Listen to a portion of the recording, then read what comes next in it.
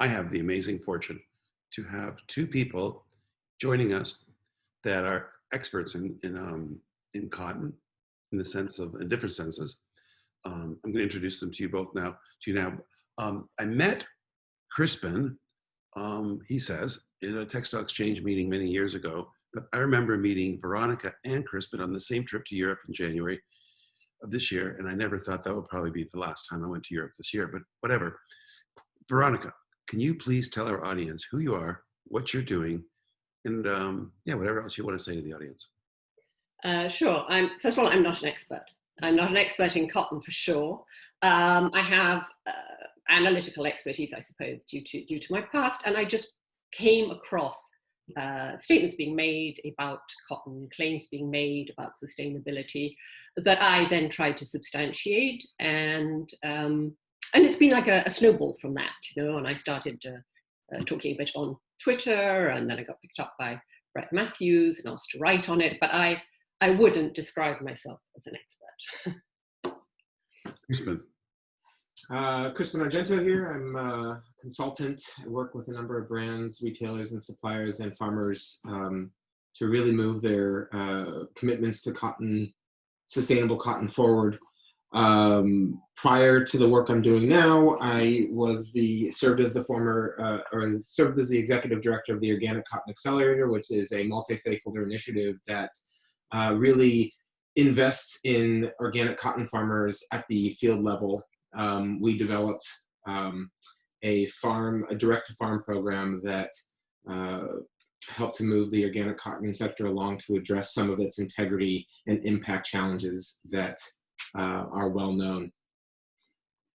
Thank you.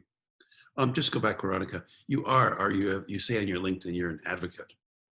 Well, yes, I mean, everybody wants you to say what you are, and you have to have a little tagline that says this is what I am. So when I found that many of my expectations about how sustainability in the apparel sector was going to be defined and measured, and when I found that there was no definition, that there is no agreed system of measurement, that people are basically saying whatever they like, and the studies that they were bringing forward that they said supported their positions, when you look at them, actually the data doesn't show. Like, for instance, the 2014 TE organic cotton LCA does not actually show that organic cotton consumes less water. So, but people say that it does, and they say they're considering predominantly irrigated conventional cotton, predominantly rain-fed organic cotton, and attributing the difference to the different production systems, when it's not. It's the different climates. And the report itself says you can't attribute it to the production system. And so yes, and then I came across the CNA LCA. So all I do is I read the studies, and I read what the study actually says, and take a look at how the data was collected, whether it's statistically valid, whether the survey was large enough, whether the data was independently collected. I look at what they've included in the boundaries, what they've excluded in the boundaries, this kind of thing. And I have found two things that really shocked me. One was there's very, very little data. Almost nobody has studied anything robustly.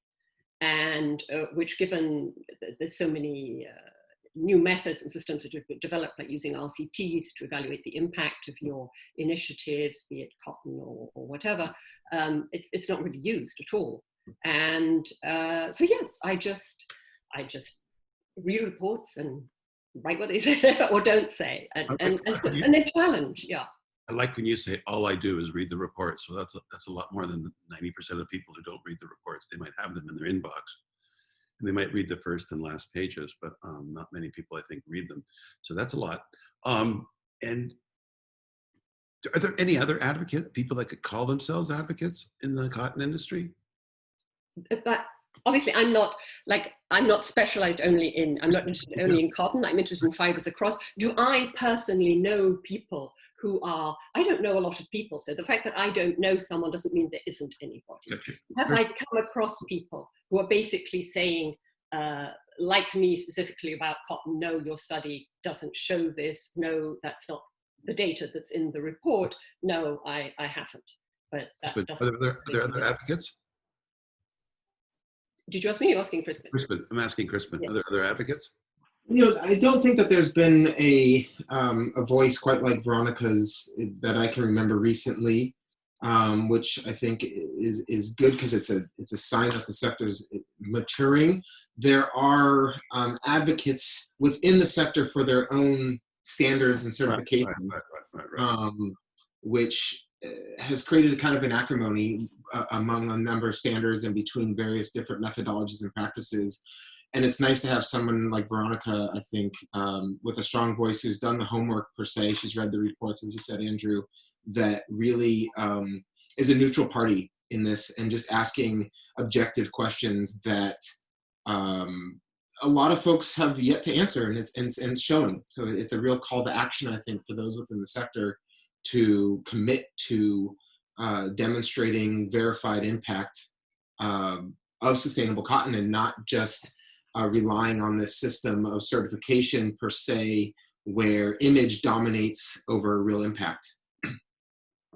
Yeah, the advocacy that I hear sounds like people working for Apple talking about how great Apple is. It's marketing, yes. Anyway, Veronica, what do you hope to achieve with your work? Because you're putting in a lot of work. You're not paid. Exactly. And you do this because you like it. What's the goal? Well, I do it. I mean, it's like really, I just kind of got pulled into it. I was reading things, and I cheerily, naively wrote to Textile Exchange and said, "Oh, so interested to see your sustainable cotton thing for 2019. How do you define cotton? What is your matrix?" Because obviously, one can imagine that something would be more sustainable from the point of view of irrigation consumption, but less sustainable from the point of view of pesticide, that might be better for the farmer and worse for the environment, or vice versa. So I imagine they would have this whole matrix, and they would be measuring and comparing, and they had a system. I imagined there was a system, because sustainability is substantive. You can define it, you can measure it. That is what we should be doing, and that is what I thought they were doing. And then obviously when I inquired, no, there is no definition. No, there is no, the definition of sustainable is, it is part of our group, basically. So it's CMIA, it's organic, it's BCI, it's therefore more sustainable. Well, that's not a definition, and that's not a system of measurement. You need to have a precise definition of what you think sustainable is. And there was an FAO and a report which Terry Thomas, what's his name? Your friend, Terry Thomas. Yes, that he worked on, and that they, various initiatives. Terry's an advocate, for sure. Yes, and he knows an awful. I mean, this guy is a cotton expert. I listened to. Totally, he's a statistical expert for sure. Yes, and he knows all the figures and who's growing what and where they're growing it and how they're growing it, and so yes, but he and some other people were all working on something, I think, under the FAO's aegis, to define, to try and work on a definition, try and work on a system of measurement. This was, I think, 5 years ago. And people said, oh yes, we'll do something about it. Nothing happened. So basically we don't have a definition, we don't have a system of measurement. And I find people making all sorts of claims for which there is not an iota of data. I mean, I was looking at it was just the CNA's annual report. I think it was the one published in 2018, and they said that their Madhya Pradesh study showed that organic cotton consumed 93% less water. The Madhya Pradesh study does not show that. I mean, I can read the figures for you. I think it's 1,880 tons of water per metric ton of organic cotton, and something like 1,710 per metric ton of conventional cotton. Now, that is obviously not 93% less for organic cotton. Why they put this figure in, I don't know, but it's just not true. And no, I'm not saying that that study is correct, or that we should all adhere to it, or we should all say that this is the way it is and that conventional always consumes less water than organic. I'm not saying that at all. I'm just saying, if you look at that report, that is the data that's in that. I have a question. When you found that data, I'm sure you wrote them, right? Actually, I have given up writing people. I posted something because I posted something on LinkedIn. You didn't write them and say, "I'm sorry, I don't understand." Oh, Andrew, I've tried so many things, like you're saying, how am I doing my efficacy? I thought at the beginning naively that I would just write to people and say, I looked at your study, dear caring, and it doesn't really show what you're claiming. You're not really getting an 81% environmental improvement by switching from conventional to organic, particularly for using Xinjiang cotton at 5,000 tons of water per hectare, meters and meters of plastic film, only one crop a year, so not much scope for rotation, and obviously all these problems of prison labor and so on, which go into the ex-PCC farms. But nobody's interested. Do you know what I mean? So most of them hardly reply when sent. Sent the articles or drafted the articles for rights of reply by Power Insider before they were published. Some would vaguely reply, some not. But basically, nobody has answered my questions, which are still here. Nobody's a number. Nobody is a big number. Nobody. Nobody has come back to me and said, Veronica, either you're wrong, which could be, you know, right, I'm sitting here waiting for someone to come back and say, Veronica, you're wrong. Our study does show this. It definitely has lower impact. Nobody's come back and said that. And nobody's come back and said, oh, you know what? Now that we look at it, it's true. The LCAs that we've been using don't really show that, and therefore really we should modify our figure. And one thing that I get quite a lot is people go, oh yes, but you know, it depends. When I talk about organic versus conventional, it depends, which of course it does. It absolutely does depend where you're growing it, how you're growing it, which is why it's so highly problematic when you're going to go to your Higg index and plug in an 82% saving because you switch from conventional to organic. If you switch from conventional Australian cotton to organic from Xinjiang, you most certainly did not help the environment in any way, shape or form. Not to mention you probably didn't help, I mean, yes, well, let's not go too much into the Xinjiang labor question, but do you understand what I mean? The benefit is I think, highly unlikely to be there, and probably it's the opposite of what you're claiming. Sorry. Yeah. No, go ahead. I want to roll Crispin so he doesn't turn into a statue into the conversation. I'm listening intently. I love it. So I'm going to start with Crispin, and then I'm going to ask you both the same question this time. Among the various initiatives and standards, which one is the most credible, and which one do you question the most? Do you want to answer that, Crispin, or do you want to just leave that to Veronica? Oh, I'll leave that to Veronica, but I think that, you know, at this stage, none are credible because, to Veronica's point, they haven't furnished or produced the data in a way that doesn't come with a big question mark, whether there's no neutral body at this stage that is monitoring the data. There's always influence. There's always special interest, whether that's a private standard, a voluntary standard, and or a government standard like organic is. And so I think that I can't answer that question per se, because I honestly do not know. Veronica?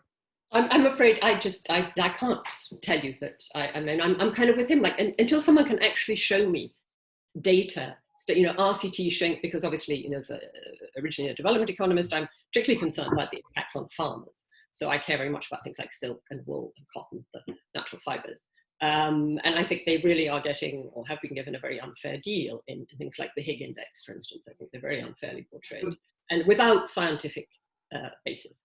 So I would add some degree that there are some standards that are willing to more easily admit that it's a continuous progress journey, if you will. And I know that those are three words that are bandied about in our sector, but for one thing, you know, I think that's insightful is, and I often say this publicly, is that the mass balance system, for example, that BCI has adopted is, from my perspective, and knowing how the trade of commodity fiber works, whether that's organic or conventional or something in between, mass balance is really the only solution right now because of the fungibility of fiber as it's being traded.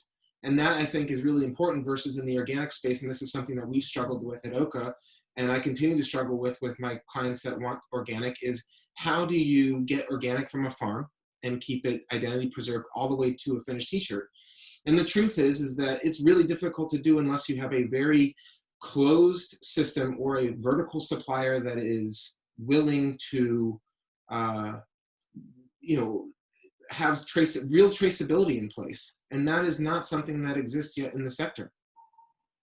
And you ask any merchant how they trade fiber, how they trade bales of cotton, and it's paper at the end of the day. And it's really difficult to, without adding to huge costs and huge infrastructure shortfalls, to have segregated fiber. So that's something I think that's really interesting. Most organic, I'd say, is mass balance at this point. but we are unwilling as a sector to admit that, or we just don't understand the fundamentals of the trade enough. That I think is interesting. Why do you think the standards have been reticent to deliver credible impact data? So to toss to both of you. Veronica? To be absolutely honest with you, in many ways I'm baffled, because they've been around most of about 10 years. And during that period, we've had like the rise of JPAL, the Poverty Action Lab, and Esther Duflo, who and her husband, who are Nobel Prize winners, for literally looking at using RCTs, randomized control trials, to look at the impact, predominantly in agricultural areas. It's dealing with poor people, how you can discover what it is that's causing issues for these farmers, and how you can best target and get a good return on the investment in delivering. I mean, they've looked at some rice schemes, quite simple, how to tell when they need to apply fertilizer from the color of the leaves, and telephone agricultural extension services, and all of these studies. And these are quite small initiatives. These are not multi-million-dollar initiatives. And you have something like BCI, which I think had 17 million in revenues in 2017. We haven't, I don't think the report's out for 2019, so we don't know what it was in 2018, maybe 20 odd million. And I just don't understand why they haven't had studies like this, and why they didn't have studies like that right at the beginning. Because apparently, I was reading some documentation on when they first started, and they said, oh, we're going to have to test this, because there's so many different places where cotton is grown, so many different ways, different, it's quite difficult to make generalization about what's going to work, and they're going to test it. But nobody tested it. And you want to say that organic is better, and in many ways I can imagine it would be better on some areas, potentially not on others. I'm really quite concerned about the amount of animal excrement in the environment in places like India, Pakistan, where water hygiene, treated water is not readily available, hygiene isn't very good, and deaths, infant mortality from diarrhea is still very, very high. I think it's the second leading cause of infant mortality in many emerging nations. And so there's many different factors you want to look at in different places and in different conditions. And if I were running these schemes, I would immediately have put in place lots of little studies, but all independent, arm's length, not by me, not by my staff, data collect. I would have had something like JPAL. And with the amount of money that's running around in the sector, I think CNA, the Loudis Foundation, could have financed this very easily by themselves. And if they'd got together with H&M and Patagonia and all the others, I would have thought they could finance this very easily. And you would then have really a good idea, because we could go, these farmers, it's a view that I find almost neo-colonial, that quite disturbs me, that farmers are somehow silly, and that you can grow organic cotton with 93% less water, but these farmers just won't do it. We kind of have to push them into it. Well, actually, you can't grow organic cotton with 93% less water. But I mean, the idea that all these farmers are looking at this going on in the next door and are saying, oh, no, I much prefer to throw water, it bothers me. At a human level, it bothers me. This isn't true. If farmers are doing things like using monoprotophos in India, which is a terrible thing to use, and it's really bad for them as well as for the environment, there are reasons, and it may be because they're illiterate or semi-literate, because they're tied to a particular supplier through debt. I mean, there's probably going to be lots of reasons. And I just think it would be a really good idea if you had RCT go out there, if you use this network theory. There's a bunch of different branches of economics that could be combined to have a look at why farmers are taking certain decisions, what you could do to make their production more sustainable for them in terms of a better income, better life and everything else, more sustainable for the environment. But you really need to hire people like JPAL. There's some serious expertise in the world, and I don't understand who's that why power sector doesn't go. Who's that you're recommending? JPAL, the Poverty Action Lab in MIT, Esther Duflo. And I'm sure there's lots of other, and then there's universities who I think specialize in cotton. There's a whole bunch of very brilliant people. There are lots of universities all over the place that are special. But nobody seems to talk to them. And, But you have to also remember, I think, that there are a lot of universities, and there is, and from my perspective as well, Ron, you're spot on. It's a lack of investment.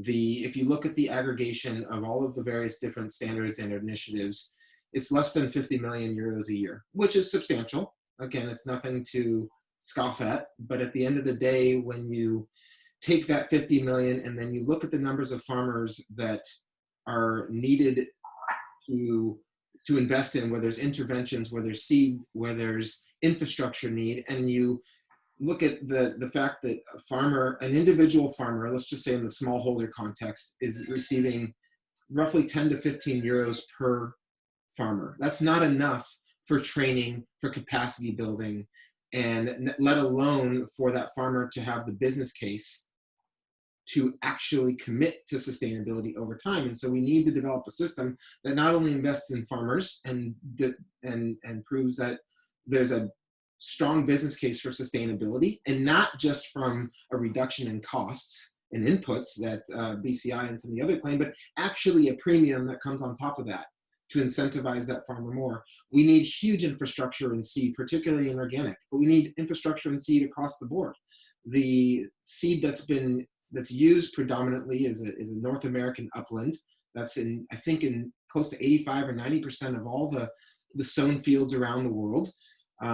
It doesn't have the genetic diversity that would enable a farmer, let's just say in Western Africa and or in Madhya Pradesh, India, that is climatized for those particular regions, which would have a huge impact on water, regardless of whether or not that fiber is the seed itself is GM or not. And then I think the last thing is there's just poor infrastructure across the board, and what the sector is missing is massive investment at scale that cannot come entirely from philanthropy. We're talking about the developing nations. We're not talking about seed issues in Australia. We're not talking about seed issues in Brazil. We're talking about seed issues in Africa, India, Pakistan, and so on, right? Yes, exactly. There's lack of infrastructure there, but even, how do we create even more? There needs to be additional investment even in the developed farm agricultural scenario as well, but not as much for sure. Why? In which way? What's that? Why? In which way? Why does there need to be more in the developed world? Yeah. I think we have to figure out, ways in which you can get lower input agriculture to produce at the yields that is common or that are expected in the developing world. I think that there needs to be more relationships between farmers and the supply chain, more direct relationships between the farmers and the supply chain, so that there's additional value that goes to the farmer. If you look at the two organic farmers, or primarily the two organic systems that exist in the United States, for example, they're receiving a premium or a price for their fiber that's 50 to 100% at times above what the traded cotton is. Yep. So they have a little bit of the solution there. How are they achieving those costs, those prices for their fiber? Harry Townsend once told me, and I love this, he told me that everybody will grow organic if you pay double. Mm-hmm. And there'll be no problem with GMO anywhere. It'll all be over. All you have to do is pay double, and every farmer will be happy to do it. But unfortunately, in both of the organic programs, and they're really good organic programs that exist in the United States, in Texas and in New Mexico, that I'm aware of, and there's some others that are in California but small, and some in North Carolina that are small, but nevertheless at scale, they sell out of their fiber beforehand.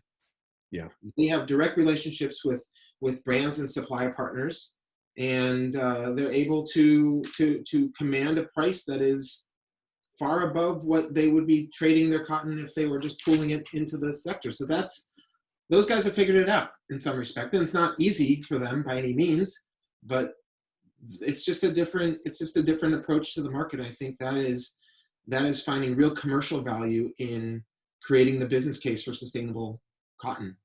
Okay, so we have to wrap up here. We hit a 23.5-minute point. What about solutions? So it's easy to hack away at something. Yeah. I don't like this. I don't like that. I don't like this. It's much more difficult to say, well, okay, industry, here's what you should do. So what do you guys recommend the industry do to provide better, more sustainable cotton? Who's going to start? Sorry? I said, who's supposed to start? Ladies first. We'll let you start. Okay. Well, I'm looking not just at cotton, say what I think the industry should start with. And I mean, obviously, I appreciate everything Christian's saying, and he clearly knows a lot more about all of this than I do. But what I'm kind of like stepping earlier into the chain than that, right at the beginning. I think you need to have, first of all, a definition, a bit like accounting. You're going to have financial accounting. If everybody wants to do sustainability accounting, then you have to have an agreed definition of what you mean by sustainable. You have to agree on a set of metrics, as simple as possible, that you would use to measure your sustainability. And then when everybody's adhering to this, you will have a very clear idea whether something is or is not sustainable. And he's talking about, what you need to do to be able to wheel out more sustainable cotton growing systems to farmers. And again, I'm quite correct by the sounds of things, but I would say first, you actually need to have some data that shows you what is going to be more sustainable. You must have data. There is no data in this, and it's not just cotton. Nobody has data. Everyone's making claims about this fiber being more sustainable and that fiber being more sustainable, and nobody has data.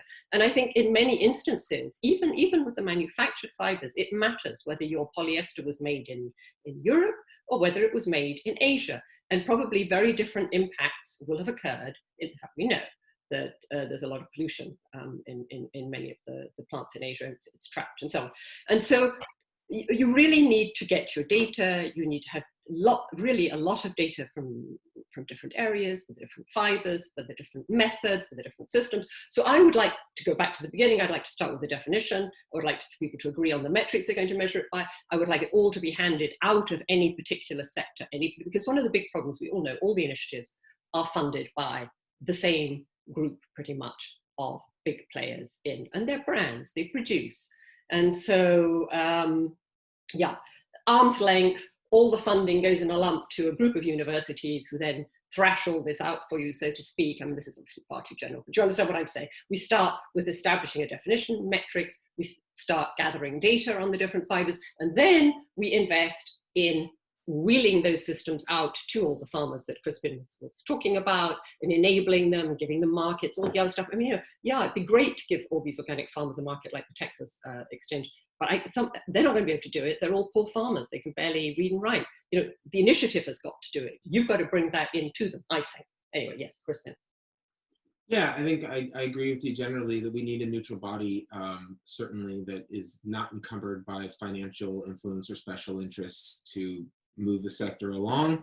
But I also think, and I think that, we need as a sector to go down to the farm, quite honestly, and we need to bring the farmers to the table, or farmer representatives for that matter, that serve their interests and really understand what the farmers need and what they want and how they want to operate as business people and how they want to contribute to a better world, whether socially and environmentally. We've imposed these systems on them that often cannot be actually applied in the real world. And so I invite brands and retailers, and a lot of the, not a plug for the work that I'm doing post OCA, but invite brands, retailers, and their suppliers to come down to the farm and really nominate at the farm level and engage and understand what it is that each individual farmer needs. Obviously, it's not scalable to go to everyone, but nevertheless, truly understand, gain a better understanding of what farmers need, and then invest in those systems that will lead to better data, lead to better outcomes, and move the sector forward, and not just assume that a piece of paper is delivering on real impact, because we know it's not. Well, thank you to both of you. I think this has been enlightening, and you both have what I consider as credible voices to the industry, and I think more people should listen to both of you. And on that note, I will plug Crispin and the business that he's doing. So if some company out there wants to know about cotton or source their cotton properly, or at least try, call Crispin. Veronica, please keep doing what you're doing. And thank you to both of you. I really appreciate it. By the way, last thing, for all you out there, if you want to contact these two people, Hopefully they will answer your questions during this broadcast. And if they don't, then you just write to us and we will put you in touch with both of them. And that's that. Thank you for watching and thank you both for being here. Yeah, thank you, Andrew, and thanks to Kingpins. This is great.